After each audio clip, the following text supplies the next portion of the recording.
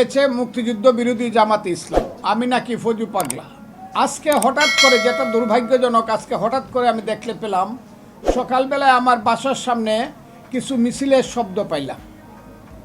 সেই শব্দগুলো বলাটাও আমার কাছে মনে হইল কিছু এই ছোট ছোট ছেলে মেয়ে আমার সন্তানের সমান। এরা কারা আমি চিনিও না। এরা স্লোগান আমার নামে দিল, ফজু পাগলাকে গ্রেপ্তার করো, ইত্যাদি ইত্যাদি। ফজু পাগলা মানে আমি বাংলাদেশে এখন ফজু পাগলা হয়ে গেছি, এবং এই নামটা আমাকে দিয়েছে মুক্তিযুদ্ধ বিরোধী জামাতে ইসলাম, আমি নাকি ফজু পাগলা। এবং প্রথমে এই কথাটা বলেছে মুফতি আমির হামজা নামে একজন লোক।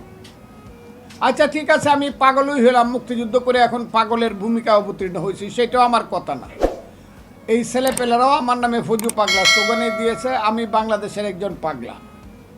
কিন্তু সবচেয়ে বড় কথা হইল তারা আমাকে হত্যা করতে চায়।